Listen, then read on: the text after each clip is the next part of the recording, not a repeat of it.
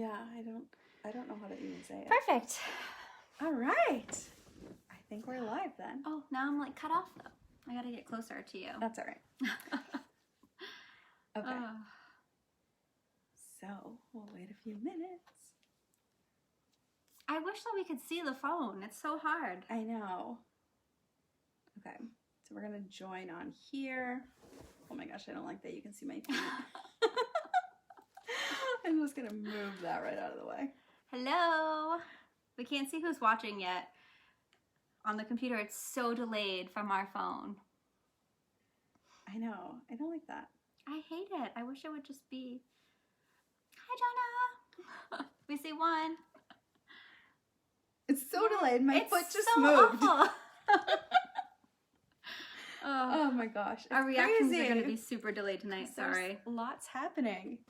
If we could just like make it bigger, it would be so much better. It would be. We need to like be more professional about this and figure it out. Hello, Gil. Hello, Lila. It's wine and crime night. It's not professional. Right? It's just shenanigans. We got our partners in wine glasses. No, it's kind of hard to see with red wine in it, but it kind of is very fitting. Right. Tonight we have this fancy red wine with a kitty on it. Hey, Megan. I don't know how to say this. Imaki? I don't know. If anyone knows this wine, you could tell us how to say it. Oh, it's in like regular letters on the side. Inake? And it didn't make it better. But those are N's. I thought they were M's. Inake. You only bought it because there's a cat on it. I did only buy it because there's a cat on it. So that was the only reason. At first, I was like, oh, I'm going to pick a wine that fits the story. And then I saw the cat, and I was like, this has a cat on it. I'm going to buy this. If you don't know, Cassie is obsessed with cats. I am. I love cats. In case you couldn't figure that out. As far as wine go, it's just okay. Yeah, I'm not a huge fan of it. No. I prefer white wine over red, but Me too. I'll drink it. It's very winey. It is very winey. It has a very strong taste to it. Yeah. It's not bad. I don't know. Cheers. Oh, cheers. Don't drink. Yay. Sorry. Hopefully you guys all have a drink in hand. Yes, something good and delicious. Okay. So, I'm assuming everyone can hear us because nobody has said that you can't hear us. So I'll take that as a positive.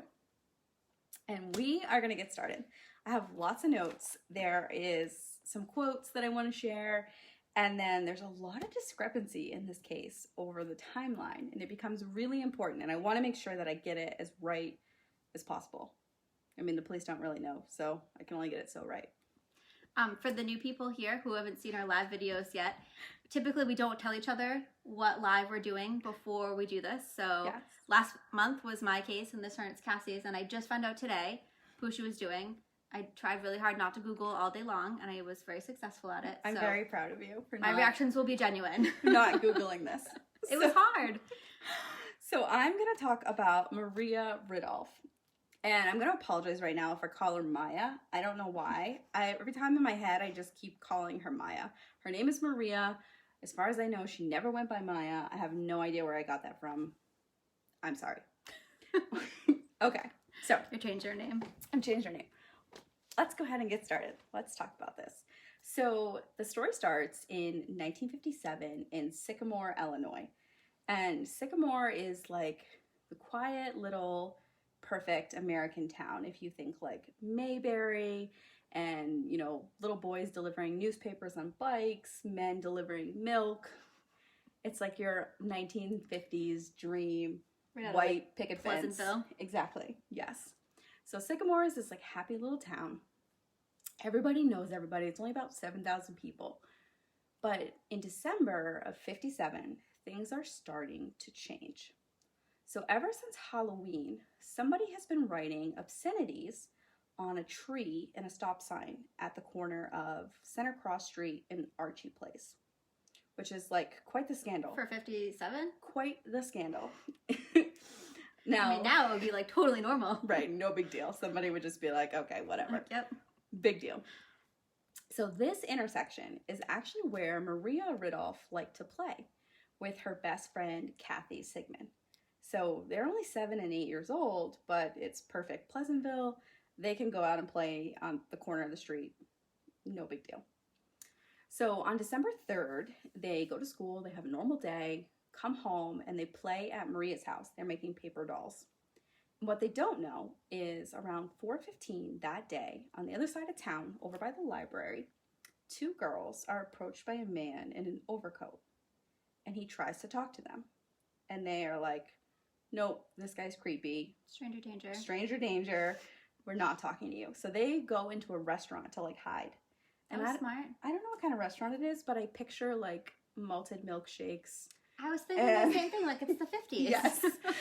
So they hide out in this restaurant until he's gone. And then they go outside and they notice on the ground is about 6 photos of nude women, which is just weird. It's weird. Weird and also like, whoa, scandal. So Maria doesn't know this. That might not have anything to do with our story. It could just be a weird anecdote I just shared, but I thought it was kind of interesting, a little strange for the time. Right. So Maria and Kathy have to have dinner, and Kathy needs to go home, but they decide they're going to meet at the intersection to play after dinner. So the Ridulph family has dinner, and Maria's father, Michael, says that after dinner he goes into the living room to read his newspaper and watch TV. He believes that he heard Maria go outside at about 6:15 to play.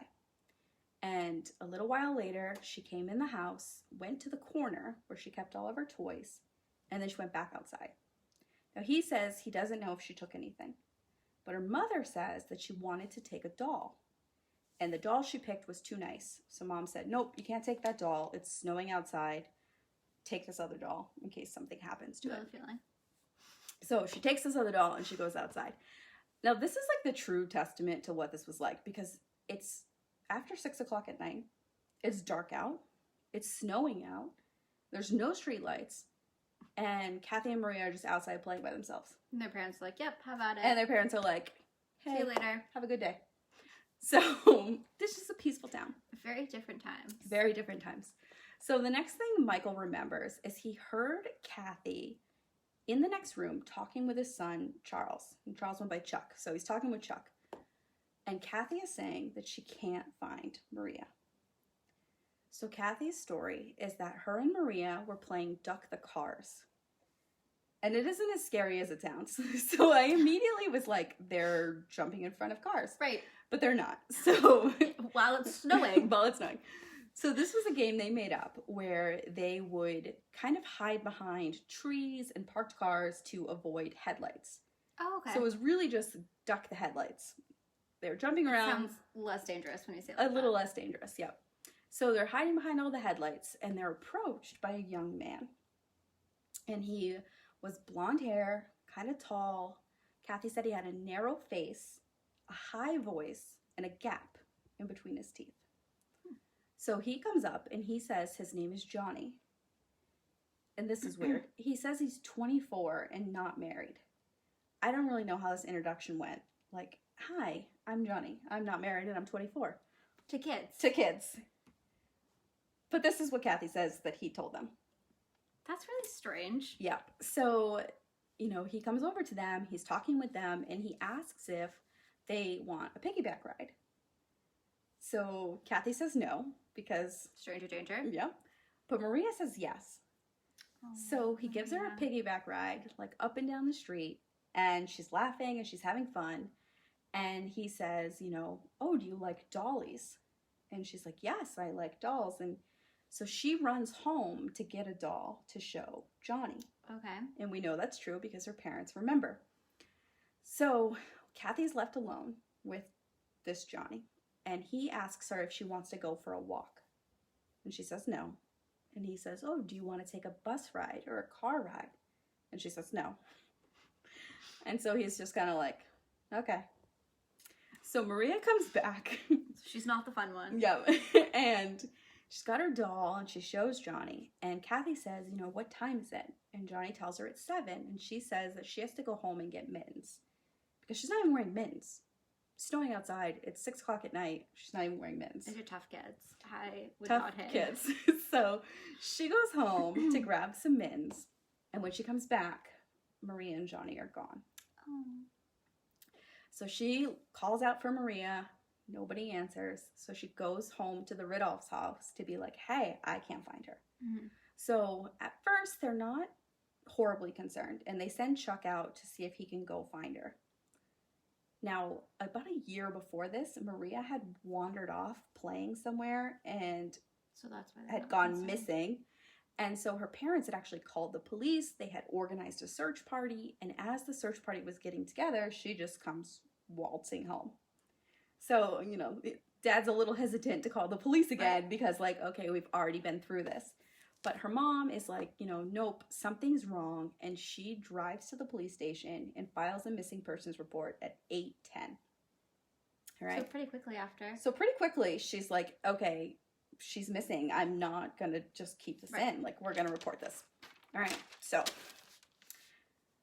now Chuck says later that he didn't really know how serious to take this either. He's looking, he's helping search, but he's not sure what to think. Yep. Well, around 9 o'clock, he's going down an alley behind their house and he finds Maria's doll. So the doll was left by a garage close to the alley. And that's kind of when he knows, like, this is serious. And it's interesting because all the neighbors come out and immediately are searching for her. They're literally walking up the street with guns, banging on doors and being like, there's a girl missing, we need to search your house. And everybody's like, yeah, search my house. Like, oh. Imagine doing that now. Imagine doing that now. It's like, no. Somebody shows up at my door and they're like, we're going to search your house. I'd be like, okay. Right, we live in Maine. Imagine doing that here. You're not searching my house, and I don't care that you have a gun. So, okay. But everyone is like cool with it. They're like, search my house, let's find her. Yes, people were so trusting back then. Yeah. So later, the Tessier daughters would say that men came to their house looking for their father, Ralph. So Ralph owned the hardware store, and they wanted him to open the store so they could get flashlights to help them with the search. Okay. Now, seems like a reasonable request. Yeah. So Ralph and his wife Eileen decide to go out. Eileen's going to go to the armory where the women are making sandwiches and putting together some coffee, and Ralph's going to go open the hardware store. Now they have 7 children. 6 of them are, according to the daughters, are home at this time. They might have only had 5. I think the youngest one wasn't born yet, but That's still a lot of kids. it's a lot of kids. They also don't have a key to their front door because this is perfect America and they don't need one. Their back door doesn't even lock. So they have to block the back door with a 2x4 and like makeshift a lock on the front door. And they tell their girls that they have to sleep on the couch because they're not going to be able to get back in the house. Somebody's going to have to let them into the house. So they leave, the girls are there, and they say that their brother John wasn't home that night. They didn't see him. So this case immediately gets tons and tons of media attention.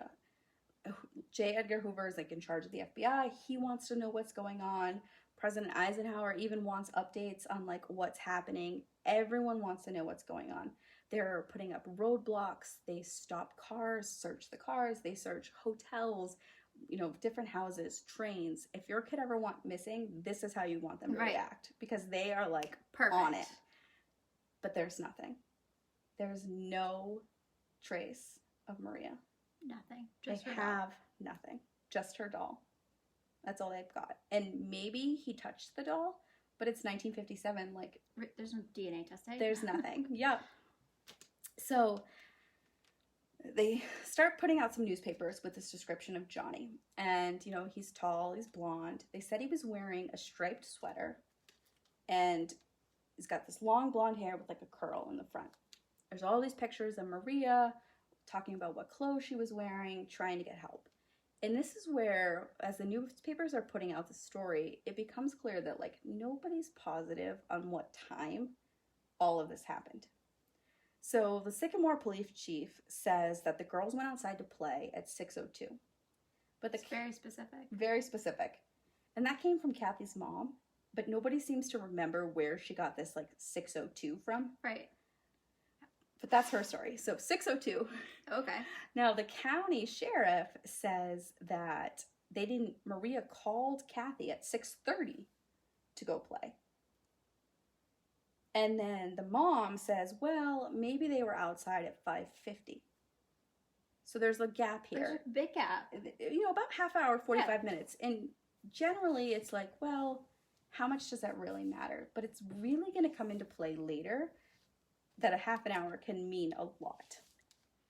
So Maria's mom, she goes on TV and she like pleads with the kidnappers that I know, it's so sad, like that God is forgiving and she's forgiving, and you know, if they can just bring her home. And she tells Maria not to cry, and like they'll be together soon. It's so sad.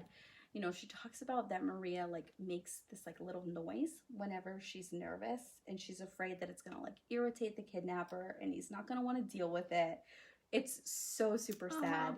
You know, and her dad, Michael, is like starts like scolding the media because they're kind of acting like she's probably dead, and he's like, he needs people to go out and be searching for her. Right. Like, you need You to stop saying already. that she's dead. Right. Don't give up. So all these searches go on, and Chuck would say like it was pretty traumatic for him. Like, he participated in these searches. He was 11. And he found the doll. And like, he found the doll. Crushing yeah. for him. So they lowered him in a manhole because he was the only one who would like fit to search. He was like going through a frozen cornfield, and he found this like bag of dead kittens, which was like pretty traumatic to see. And they actually, why did they let this 11-year-old kid do all these things? What if he had found her? I know. Oh God. And he actually like, they came across this like bloodied and torn coat, and it wasn't Maria's, but like, you're looking for your sister and you find this like bloodied coat. Like, right. You're 11. You're gonna freak out. I know. So pretty traumatic. And you know, he wasn't the only one. Kathy was kind of going through some trauma herself. Police were nervous that he could come back for her to like tie up some loose ends. And they were constantly like interviewing her, showing her all these photos. And on December 22nd, they did a photo lineup for her to see if she could pick out if any of these men were Johnny. Mm-hmm. So she actually picks one of the photos. Oh. And the photo was a man named Thomas Rivard. But there's a problem. The police know it's not him. So they put him in the lineup just as kind of filler, just to have, a lot of pictures. Yep. And there's some mixed things, like some things I read said he was in jail at the time, and that's how police knew it wasn't him. There was also one source that said that he was working at a farm and he just had like a lot of people witness his alibi. Yep. But basically they know it's not this guy. But And Kathy's that's like, who she picks. that's who she picks, of course, right? But Kathy's like, no, this guy looks just like him. So they do something really weird. The police get his consent to like make these videos with him to show the public like, hey, it looks like this guy. It's not this guy, but it looks like this guy. They couldn't just do like a sketch? I don't know. So, why a video? So they like make these videos with him and Kathy of like, this is the guy, like this is what happened and this is who he looks like. Totally weird, but that is really strange. Yeah. So, and I actually feel like Kathy's mom was putting a lot of unfair pressure on her.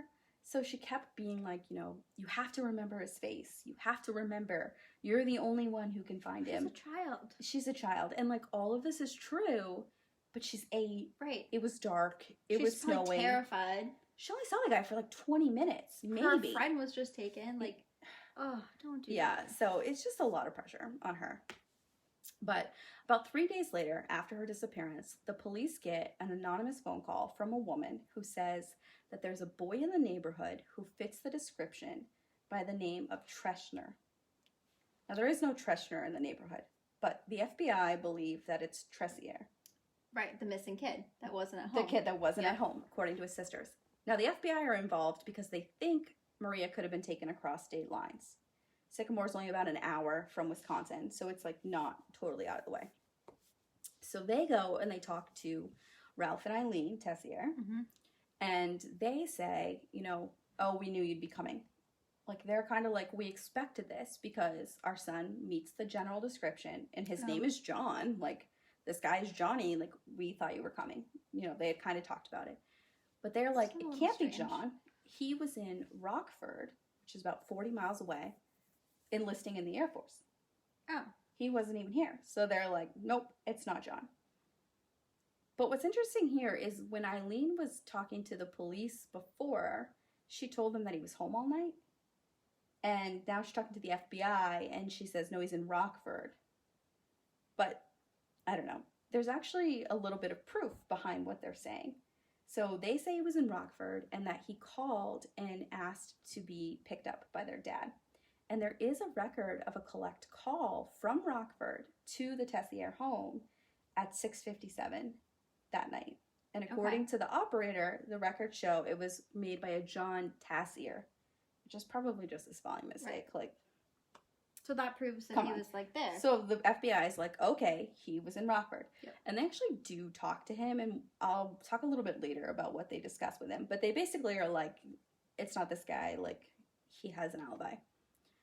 And so the case kind of goes cold pretty quickly. And on December 27th, like, the FBI, like, kind of packs up and leaves.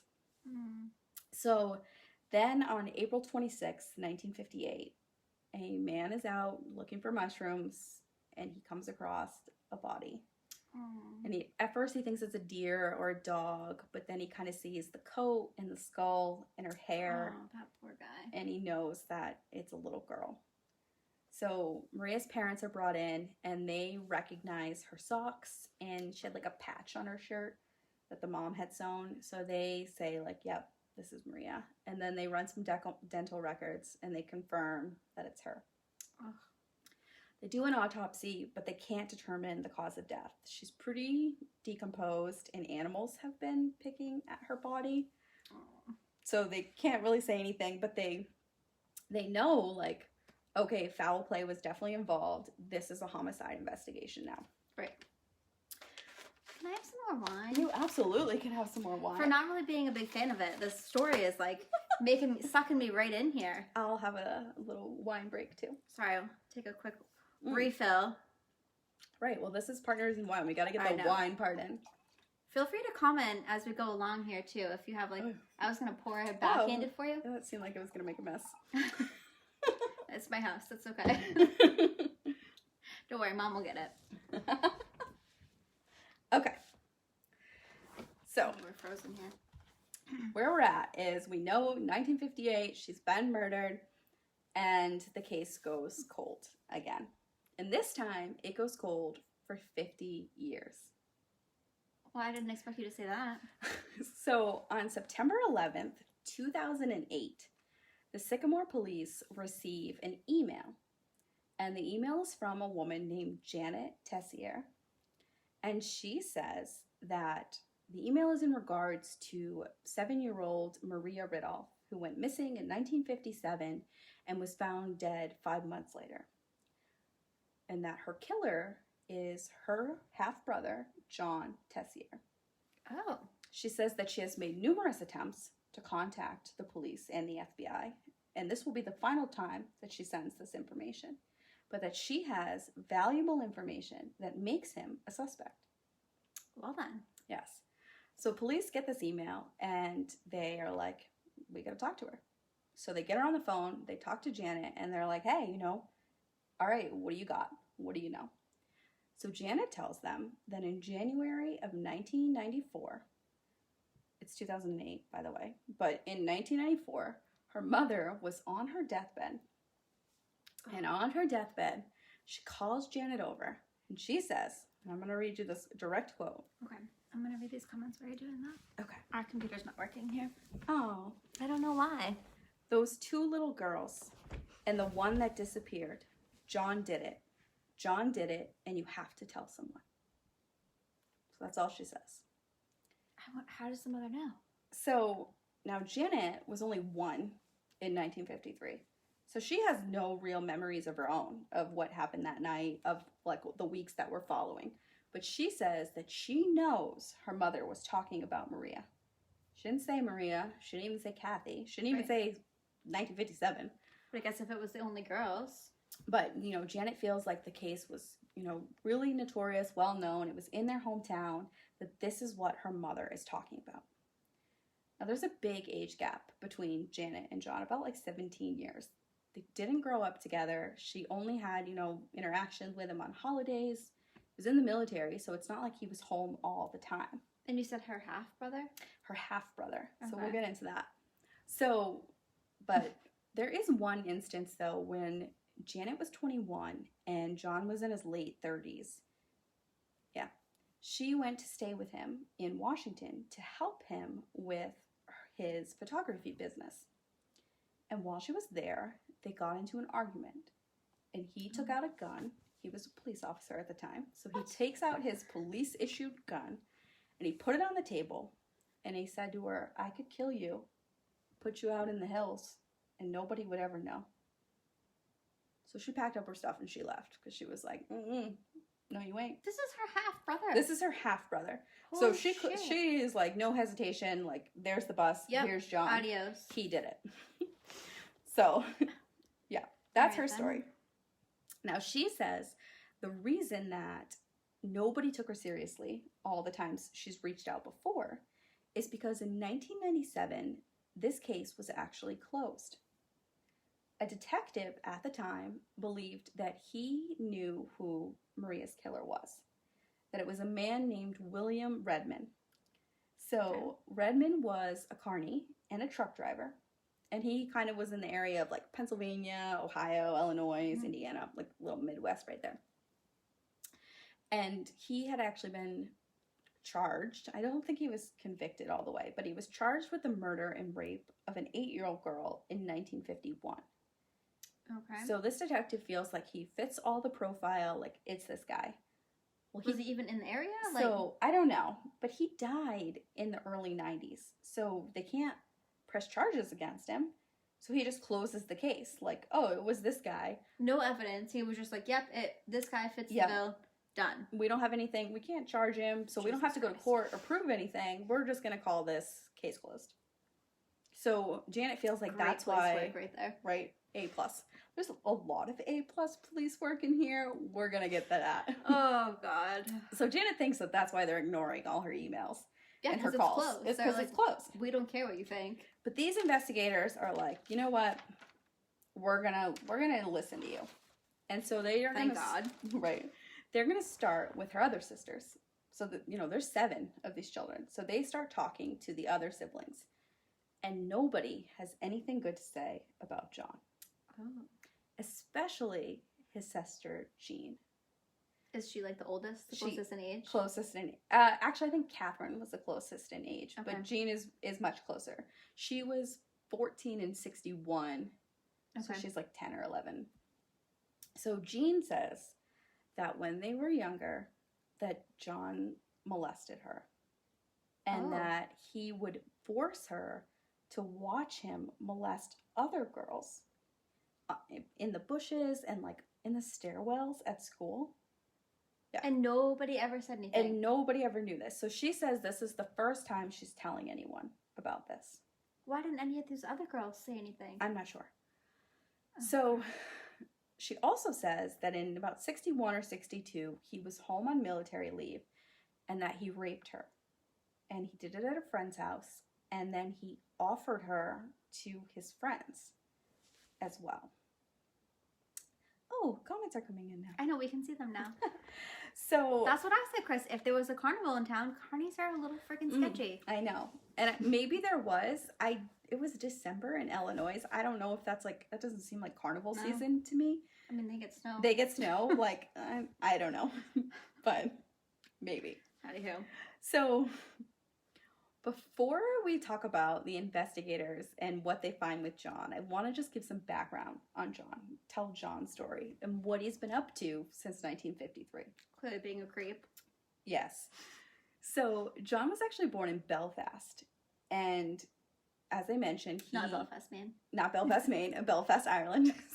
So Maine likes to name their places China, right? Paris. We have a whole bunch. I just wanted to clarify that. Yes.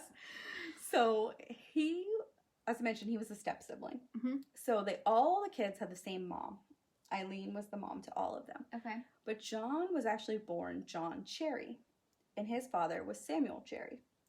Both of his parents were in the Royal Air Force during World War II, and unfortunately his dad was killed in the war. So, his dad passes away, and his mom meets this American soldier who is Ralph.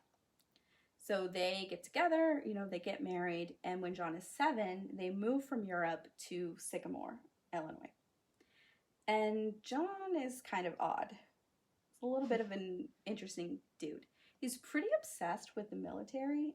And I mean, to be fair, like both of his parents and his stepfather were Right. all in the military. He's, you know, really certain that that's what he wants to do. But he like walks up and down the street with like a wooden sword and like has kids like call him commander and stuff. He's just kind of an odd, Like very obsessed. very obsessed, and just past the line obsessed. odd duck. So, and in the 10th grade, he gets expelled from school for pushing a teacher and swearing at her. Oh. So he never graduated school. But I mean, that's Also, fine. in 1957, you can, or whatever year he graduated, you can get expelled for that. Yeah, I it feel like kids do worse in that school now. feels like, I guess, Okay. I get, you know, this is perfect America. That's and true. it's like, you're not going to push or you won't graduate. So John turned 18 in November of 57. Mm-hmm. And on December 2nd, he went to Chicago to have a physical done before he could enlist. Yep. And he actually failed the physical. And it's not entirely his fault. He has a spot on his lung. He had tuberculosis as a child. Oh, goodness. So he's got this spot on his lung that's like left over from that. And so they tell him, like, you know what? You can have a second opinion and a second physical done tomorrow. So they set him up to stay the night in Chicago at the YMCA. Okay. And then on December 3rd, which is the day that Maria disappeared, he can have another physical. So in the morning, he has the physical and he fails again. Oh. So he's there until about noon, and then he says he went to some burlesque shows and is just like hanging out in Chicago, which why not? Yes. You're 18, whatever. And then he takes the 5:15 train to Rockford. And he gets there at like 6:45. We know a collect call was placed at 6:57, so it kind of lines up. And then he actually goes to the Rockford recruiting office around like 7 to be like, hey, if I get a doctor's note, like, will you guys be okay with this? And they're closed, but he does talk to people. And so when the FBI was investigating him in 57, they talked to the recruiters and they were like, yeah, this kid was here like around like 7:15. Like, he's kind of a weird dude. Like, they remembered him, Right. you know, like, and they had talked to him. It was only a few days after. One of the guys like described him as a lost sheep, which I don't know, I thought that was weird. That is a weird way to describe weird. somebody. So, anyways, they I'm tell going him. to start referring to you as a lost sheep. Thank you. So they tell him, hey, the office is closed. Come back tomorrow. I mean, this is like an all-week thing with this Yeah. kid, but He's really determined. I'll really give him that. determined. So the next day, he goes back on the 4th to Rockford, and he meets a different recruiter. And when the FBI talked to this recruiter, he's like, yeah, I talked to him. He was an odd guy, and he made some comments that stood out. Oh, boy.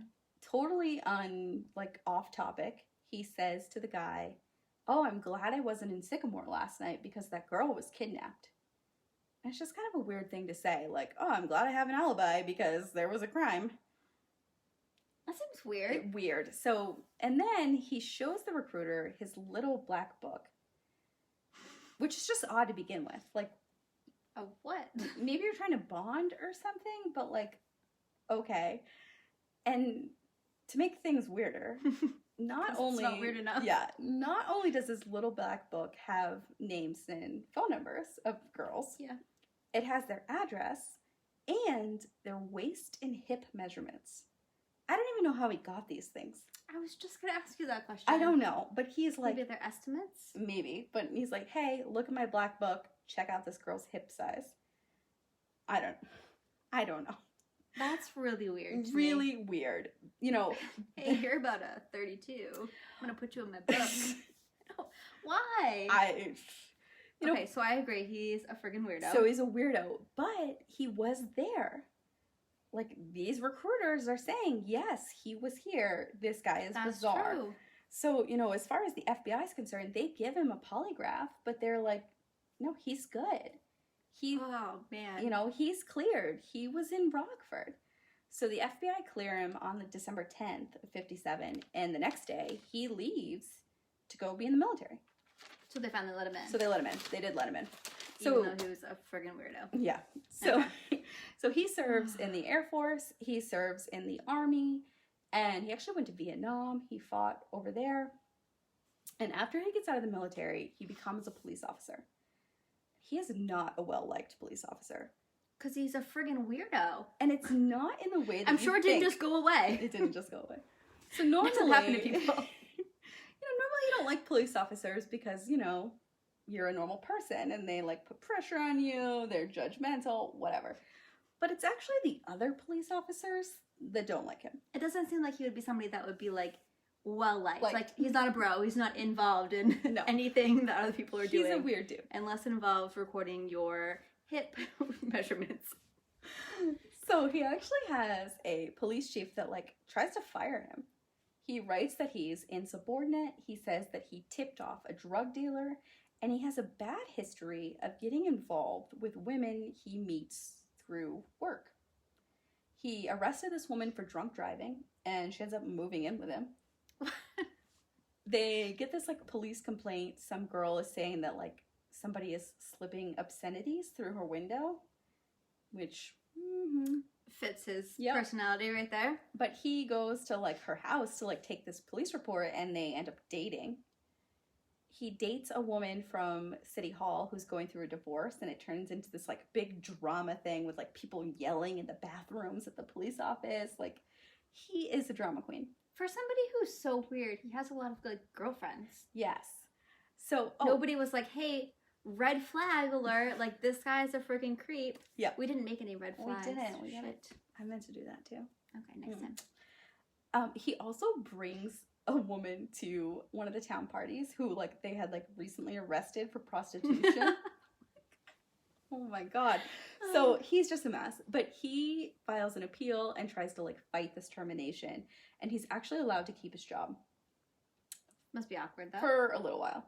So not long after, he decides to let this 15-year-old runaway named Michelle and her friend stay at his apartment. Now, Michelle says that she like ran away because her dad was really abusive. And so she had this friend who was like, oh, I know this guy we can stay with.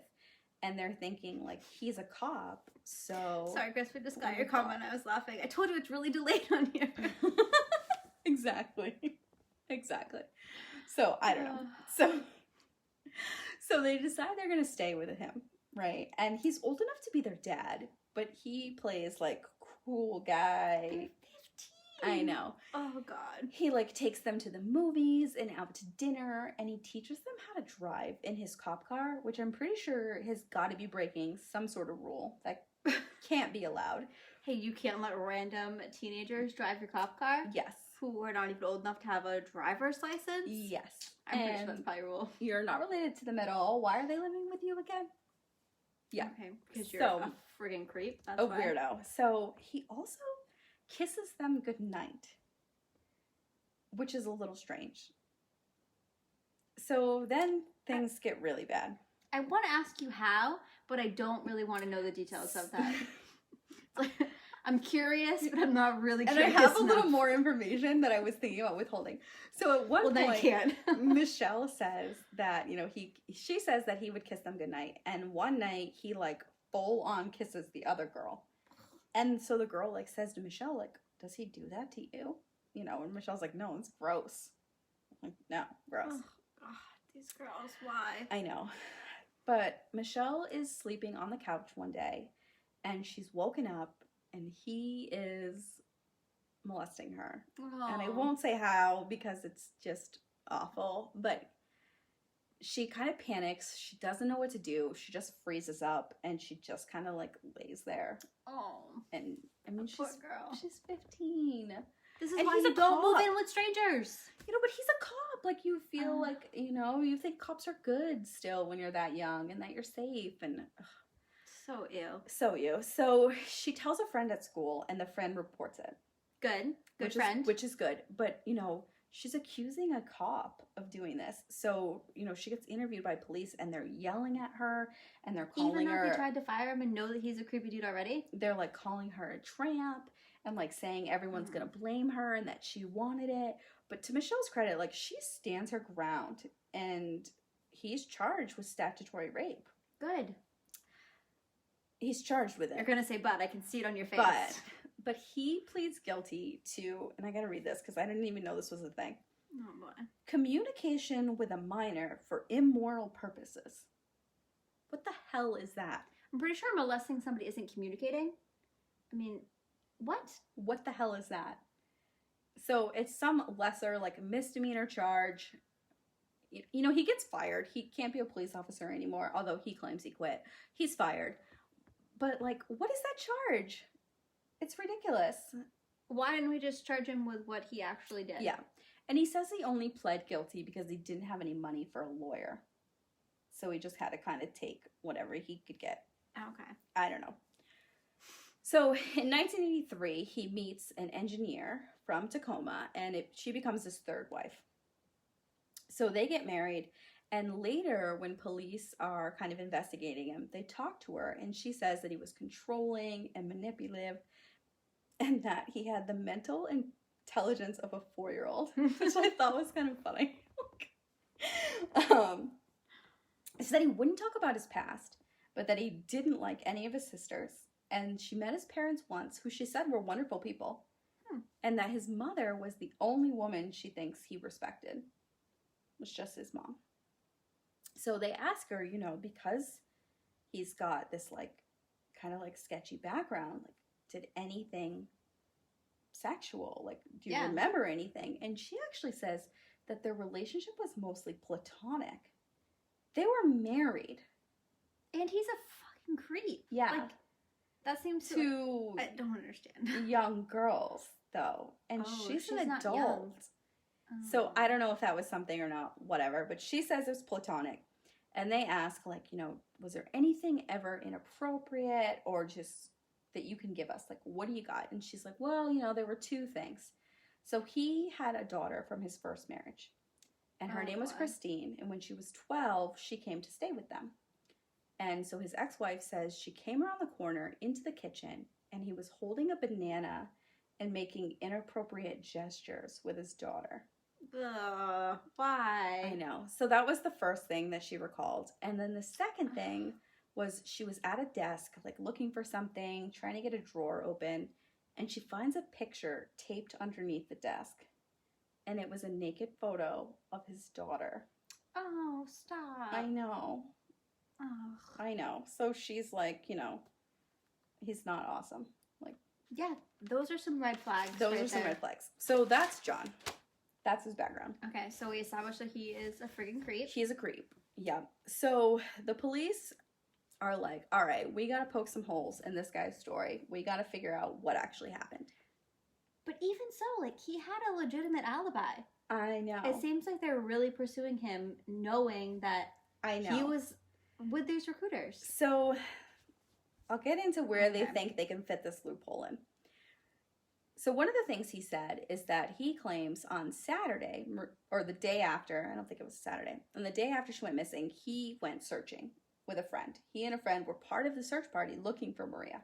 Okay. And this is a totally weird statement, especially if it's a lie. But he says they found some dirty magazines and they turned them into the police. So the investigators go through all the records. There's no police record of these dirty magazines being turned in, which I do think there would be because you're searching for a missing girl. Right. It's kind of, it's a nice, happy town. It's weird. But also they're teenage boys.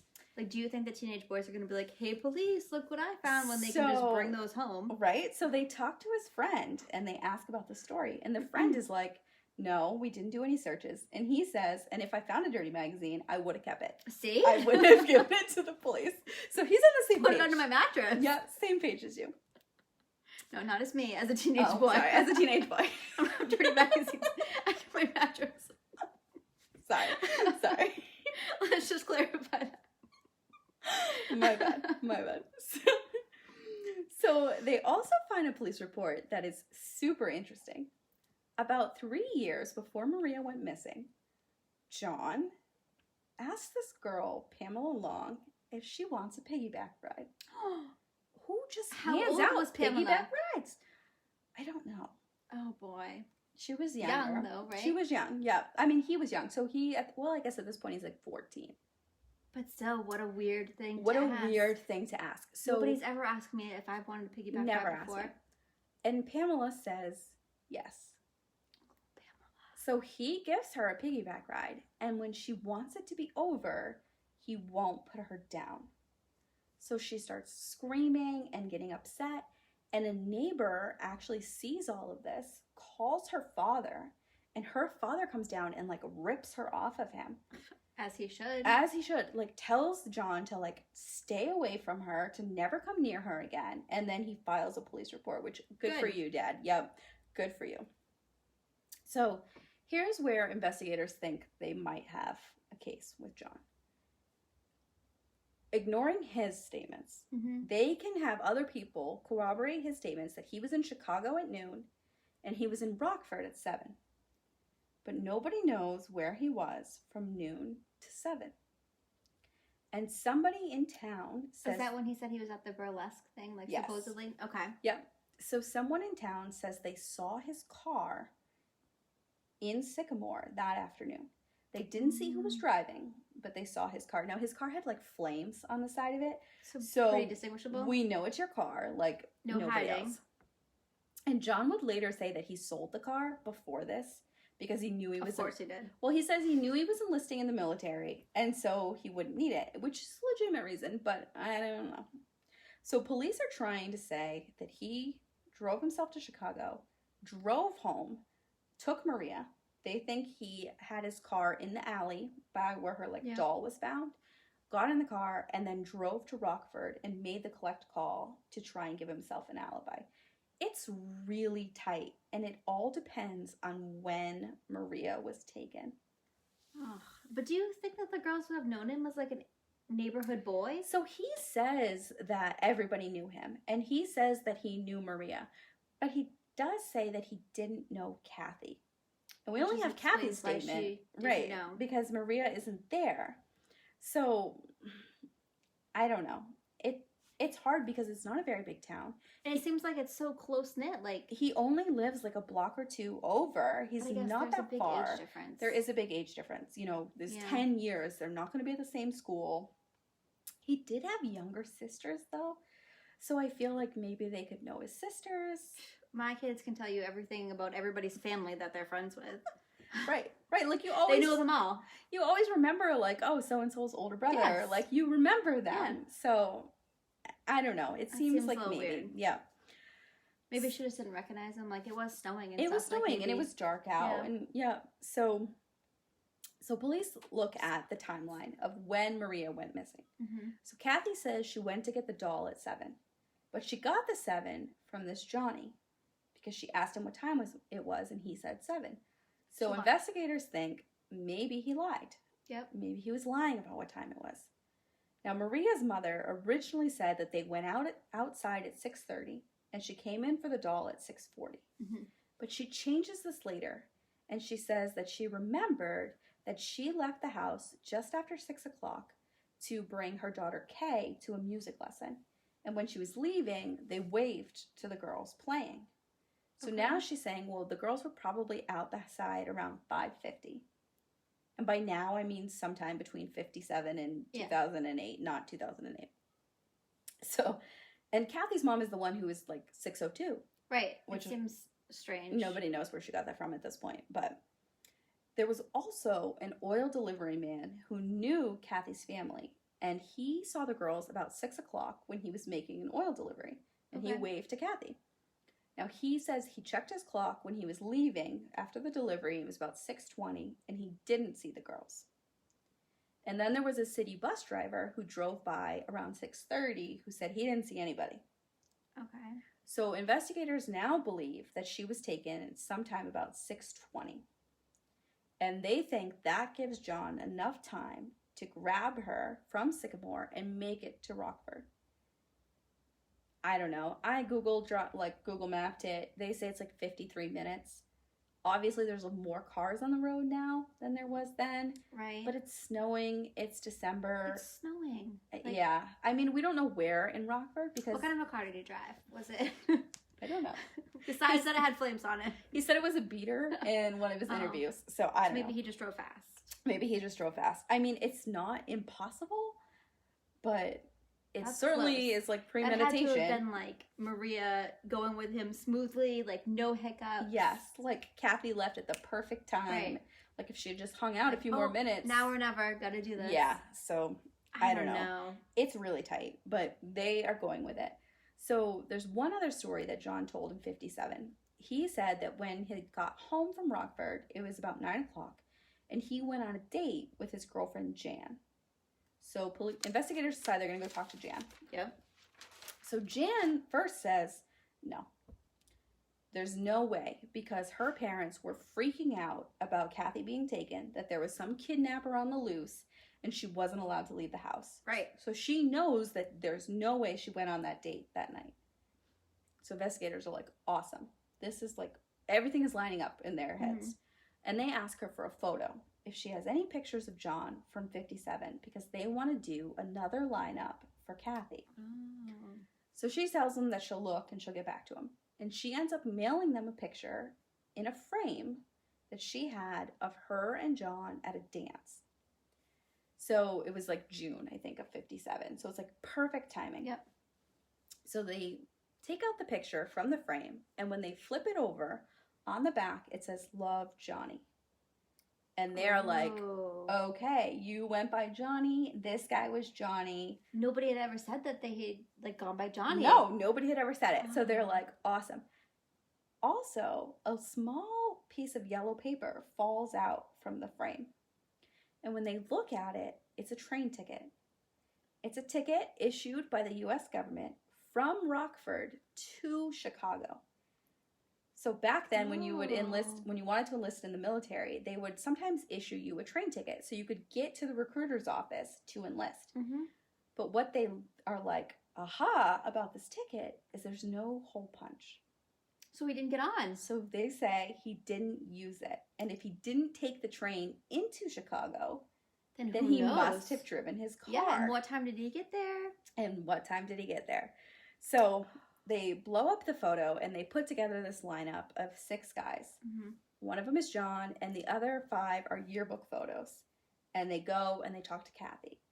Now, they talk to Kathy a couple of times before they actually show her the photos, and this kind of gets criticized later because they're accused of like refreshing her memory. They talk to her about the original description that was given, like, oh, he was blonde, he had curly hair. Like coaching her, like, to pick him out. He had light skin, like, yeah. So they show him with this photo, and she pretty quickly eliminates like 4 of them. And she's got it down to photo number 1 and photo number 4. And she ends up picking number 4, which is John. So the police are feeling really good, and at this point, they go to Seattle so that they can interview John. Can I have some more wine before you? Yes. This is a good cliffhanger. Oh, God. So they interviewed John for 8 hours. Now, I listened to some of this interview. I didn't listen to all 8, but I listened to some of it. It's infuriating. It is so frustrating to listen to. The cops are frustrating. John is frustrating. Everything is frustrating. First of all, he doesn't, like, remember anything. Even things that don't matter. Like, they'll be like, oh, you had this. And he's like, I don't remember that. And granted, like, he's 72. It's been 50 years. It's a long time. It's a long time. And he says, like, you expect me to remember this? Like, it was 50 years ago. Now, in the beginning, he's very cooperative. He's more than willing to talk about Maria. He talks about her a little creepy, like he's, at one point, he's like, oh, she was lovely, lovely, lovely. Like, she was 8. He's creepy. Like, he's just a creepy dude, right? So we know this. Yeah. Yes. He talks about her really creepy. He's forgetting a lot of things. Anytime they bring up his sister Jean and like her potential like accusation of him raping her, he gets all hot and heated. You know, at one point he like yells like, I'm not having sex with my sister. Like, he does not want to talk about that. He only wants to talk about Maria. There's a few times where he mentions a lawyer, and I'm kind of surprised that didn't come up as like, you didn't get him a lawyer when he asked for one. Oh, he like specifically like asked? He like specifically says like, I need to lawyer up, like I want a lawyer. Ooh. But I don't know, he must not use like the right key phrase because they like talk around it and then like, you know, keep going with the conversation. Yeah. So that part was a little sketchy, you know. And at one point they like bring in this cop and he's clearly trying to play like bad cop, and it's just bad. Like, it's just ridiculous. And he doesn't get very far. Like, he'll say something and John's like, so? You know, and the guy's like all heated and like yelling, and he's just like, so? So I don't know. You know, he contradicts himself a lot. He doesn't have. But he's also old. He's old. He doesn't have a clear memory. You know, and they're like, oh, you remember some things and not other things. Like anybody who has a grandparent like knows that is true. Yeah. Like they'll remember like, oh, this corner store had this for sale at this price and blah blah blah. John's grandfather, every time he saw me, he'd be like, oh, back in 1953, the same story over and over again. Sometimes in the story, he'd be like, when you were pregnant with my daughter Claudia, and I was like, I was never married to you. Like, this is what old people do. Yes. So, you know, it's like, okay. You know, and the investigators are like, they make this statement that there are big events that really you remember. And they talk about 9/11, like, you know, it wasn't that long before this. So they say, like, everybody knows where they were on 9/11. Oh. And this was Sycamore's 9/11. And I just have problems with this because, one, there's something called the flashbulb memory, which is like a memory that happens when there's like a big event like that. And I remember reading years ago, after the Challenger exploded, there was a university that did this study. 24 hours later, they asked a bunch of students where they were when the Challenger exploded and how they felt, what they saw. And 18 months later, they asked them the same question. Well, almost all of them had different stories. Because memory is just like so, like, it just gets manipulated so easy. Like even yourself, when you think about something over and over again, you like change it. Yeah, and you start to question it. Yes. Like, did I really do that? You see pictures and other people tell you things. And so like, I don't know, for them to be like, you should know where you were on this one night at 6:02 p.m. And it's like, okay, come on, you guys are being silly. Right.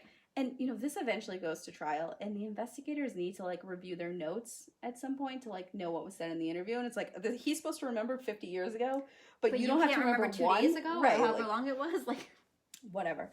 So, oh, God. Yeah. So he's arrested on June 30th of 2011 for the murder of Maria Ridulph. I'm so on the fence. I know. Can't decide. I know. So on July 27th, he's brought back to Sycamore. Okay. And they actually re-exhume Maria's body to see if they can find any more evidence. So they bring her up and they look for DNA, and there's nothing. There's no DNA. But what they do determine is her cause of death. So they notice all these scratches, and they determine that she was stabbed in the throat 3 times. Now, the only thing I would like to point out is, like, animals were said to have been at her body. The scratches and stuff. Yeah, so I don't know how they're, like, so positive that this was from, like, a stabbing and not afterwards. But I'm not a coroner, so. But it seems like you would be able to tell right after it happened if she was stabbed versus. Yeah, and I don't know if maybe, like, things are just, technology is just better. I don't know. But they say that she was stabbed to death. So, okay, so he's arrested too in June of 2011, and, you know, because apparently they have all this evidence that he's guilty. But in January of 2012, they get a search warrant to search his mobile home, and he had, like, a cargo container in Washington, which... That's a big time frame. Like, no, you guys are supposed to already have a case. But I don't know. So they get it seems like you would have done that in January. Yeah, they get June, this search warrant. And they say that they're, like, on the warrant, one of the things they list is the sweater. Like, you think he has this sweater, like, 50 years later, he's just keeping the sweater from when he was 18? The police in this just drive me crazy. But they also say they're looking for information about his daughter. So this is a little side note that was interesting. In 2005, his daughter Christine went missing. From what? San Antonio, Texas, his daughter goes missing. Now, this is 2011, and she's still missing. What? They don't know where she is. Then, in 2013, her body was found on a golf course. Oh. But they were looking to see if they could find anything at his house, if he was involved, maybe, with her disappearance. They don't find anything. Do they know who killed her? No, they don't know. It's still an unsolved my God. homicide. Yeah. So he is brought to Sycamore. That can't be a coincidence, right? I missed something. Right? It's really interesting. Oh. It's frozen for Cindy. Oh, no. Oh, boy. Well, hopefully it comes back. Can always watch the replay if it doesn't. Sorry. Okay, so before they do the murder trial, they do the rape trial with Okay. his sister Jean. And it's interesting, but because he left for the military and he was out of the district, the statute of limitations didn't run out. I don't really know how that works. But they're saying because he wasn't in Illinois, he was like out of his jurisdiction, they can still try him for this rape. But it was like regular state court, not like military court? No. Oh. No, it's just regular. Because the case that I just talked about, the Eastbourne case, right? Like, that's the only way that they got him, and they had to drop their rape charges because of the limitations. I don't know. That's weird. It was weird. So they try him. Now, his sister was actually kind of mad about this. So the detective had told her that he wouldn't press charges without her consent, but then he moved forward with it anyways without getting like her consent on it. And so John decides that he's going to just have a judge instead of a jury. And the judge asks the question that I think everybody hates of, why did you wait so long to tell anyone? But there's also some other like holes in her story. Now, granted, it's been 50 years. Right. She could be misremembering. But, you know, she says that he was driving like this red convertible, and there's no record of him ever having a red convertible. And she also talks about when she was at this house where he raped her, that he dragged her down a hallway, but the house doesn't have a hallway. So he gets acquitted.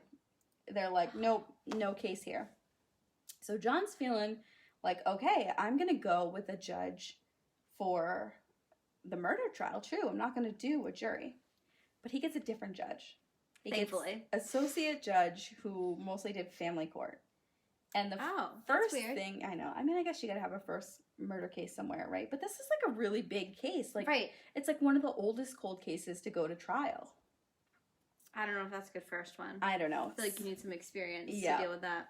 So the first thing he needs to do is rule on hearsay.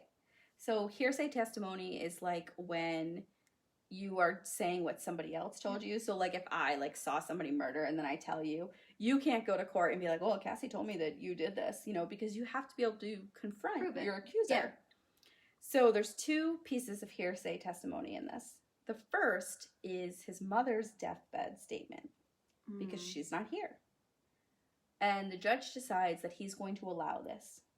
Because Eileen had previously provided him with an alibi, the judge says it was not in her interest to make this statement. True. So because but she's dying. Well, yeah. So it doesn't matter. Right. But he says he's going to allow it. So that gets allowed. The second piece is all of the recruiters that he had met with in Rockford and in Chicago, and the FBI agents who gave the polygraph and who had written up the reports that cleared him, they're all dead. So none of them can testify here. Oh. So it becomes hearsay. And these documents, there's like some... But they're official statements. Thank you. But there's some rule about like historical documents over 20 years old. Oh, God. And so the judge rules that none of it can be used, that it's all inadmissible. I mean, basically this guy's alibi... That's the entire case, right. ...just becomes inadmissible. Oh. Except he could testify. He could testify. He's a first-person account and say what happens. But the defense is not okay with putting this guy on the witness stand. They are well aware that that is not going to go well. So they're like, no. Nope. Not going to do that. So Janet gets up and she gives her testimony about the deathbed speech. And the defense argues that his sister Mary was there. And she says that mom just said he did it. That's all she said. The additional details. So not the additional details of the two girls, just he did it. Not even who he was. Like in Janet's statement, she said John. But Mary was like, I don't know who he is and I don't know what it is. So they kind of argue that. Now they also had 3 criminals from the county jail who were here to testify that they heard him confess. But they all have different stories. Of course they do. And one of them, when he wrote the letter to the attorney, was like, hey, can you knock off some years off my sentence, you know? And of course they don't tell him they're going to do that. Right. But like, how convenient, you know? I'll make the story up. Yep. So the first guy says that she fell and she wouldn't stop screaming, and so John choked her. The second guy says that he ran down the alley with her and he strangled her with a wire. And this one is actually interesting because some years after Maria went missing, well, was murdered, her father got this like anonymous confession letter, and it mentioned her being strangled with a wire. Oh. So that was a little interesting, yeah. But the third guy says that he slipped while he was giving her a piggyback ride, brought her to his house, and choked her. Which, if we're to believe the sisters, if we're saying that the sisters are truth tellers, they said they were home all night and that he was never there. So, also, all of these guys are saying suffocation, strangulation, not stabbed. Said she was stabbed, right. They said she was stabbed. But the judge says that he believes all of their testimony. He believes Kathy. Now, they really criticize Kathy because, one, she picked a totally different guy in 1957. And the guy she picked was like 36, 5'4". John was 18 and 5'10". So a big difference. Big difference. His photo was clearly different from the others. But she was 8.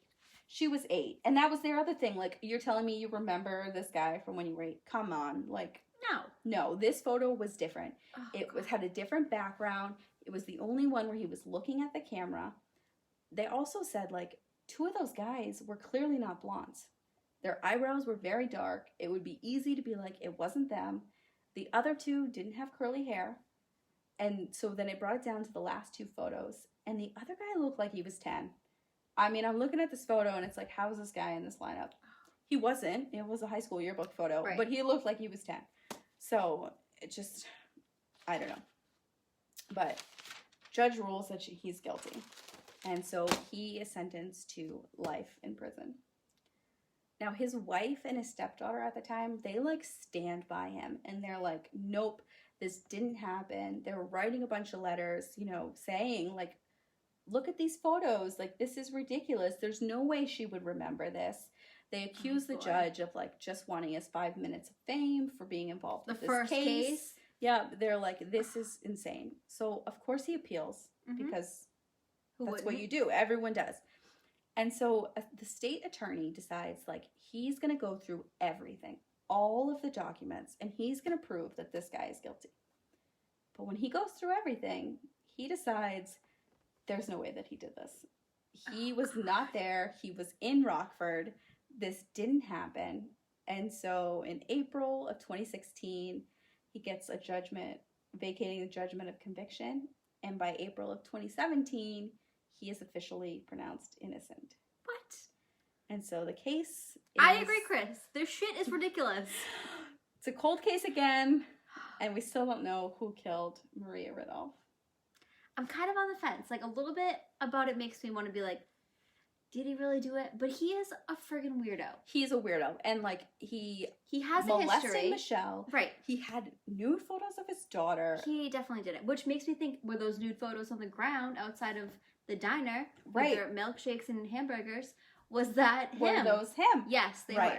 You know, his statements are all over the place. You know, during the interview, he's like, oh, yeah, they thought it was me because I had a green jacket. I had this green jacket that I really loved. And, you know, this guy, Johnny, he had a green jacket. There was no green jacket. There was just a multicolored sweater. Like, he talks about selling his car, but having his car, he definitely contradicts himself. Can we just point out that he was, like, clearly kind of a trendsetter with his flames on his car in 1957? Like, who does that? First of all, I don't know. He's a weird dude. He's a weirdo. I mean, his parents, it's so confusing because his parents say, you know, they told the FBI that his dad went and picked him up. But then his sisters all say, no, his dad went to the hardware store. But what's interesting to me is this email that Janet sent was sent right after her father died. So her mother's dead, her father's dead. Nobody is there to argue for John. It's like, you know, one of the defense attorneys said, like, after they had lost, that it was really just a matter of the fact that they had more people alive on their side than they did. Because so many people had passed away by the time this went to court. Which is awful. Like, this poor little girl died, and I know nobody can figure out and what is what. Nobody knows. And just spend, like, so much time just talking about, like, was it 6:20? Was it 6:15? Right. Was it 5:50? Like, oh my gosh. And I mean, yeah, obviously, like, the minutes count, like, the further away you Yeah. can get in minutes and stuff, but we could be like, okay, it was sometime between 6:05 and 6:20, like, 20 minutes. Right. Or, like, agree on a time frame. And, you know, and recruiter saw him at 7. Let's say he took her at 6:05. Like, there just doesn't seem like there's enough time so for all of close. this. Like, for him to get over to Rockford, you know, her body was found 100 miles away from where she was. Rockford is only 40. So he would have had to go out of his way to dump her body But he and could've done that still make after. it to Rockford. Okay, He could have had her in the trunk. he could have had her in the trunk, but, like, he's lollygagging, talking to these Showing him his recruiters. black book. No. Maybe, like, does he engage in, like, more conversation to try and make sure that he's remembered there? And, like, he Right. makes a impression on this recruiter because he knows that Maybe. he's trying to, like, give himself a good alibi? I Yeah. don't know. I don't know. 97% convinced that it was him, but I have a little bit of doubt. I know. I'm in the same. Like, I'm so torn because what really was damaging for me was listening to the investigation because the police were so ridiculous that I just, like, wanted them to be wrong because I was like, you guys are absurd. Like, you're just absurd. They just said things that didn't make any sense. And, you know, obviously he's, like, having trouble remembering. He's stumbling over his words. Right. He's getting frustrated. And I just wanted to, like, go and talk to them and be like, are you for real? Like, I'm not answering that question. Like, come on. I don't know. Oh, man. I'm pretty sure the whole thing's on YouTube. Like, if you want to I'll be have to look it upset, up. you can go listen to it, but it's just going to make you mad. Find a good Reddit thread for, like, everybody and their Yeah. opinions. That's It's, what I'm going to have to do. it's so upsetting. Well, that was a good one. But that's it. That was a good case for tonight. Lots of back and forth. Lots. Lots of emotions. Lots of back and forth. It was like for about 5 years, it was like, oh, the case is solved. And then it was like, oh, he's out again. What we do know for sure is that he is a freaking creep. Yes. That is 100% sure. 100%. No doubts about that. Horrible cop. Creepy dude. All right. Well, thank you guys for joining us. Yes, thank you. See you guys later. Let us know if you're watching the replay what your thoughts are in the comments. Yeah. Do you agree with us that 97% sure he did it, or are your percentages a little bit different? Any questions? I have lots and lots of other notes that I didn't even cover because there's so much. So I'm definitely willing to talk about this more. All right. Thanks, guys. Cheers. Thank you. Cheers. I almost stopped it on our thing here. Wouldn't have worked.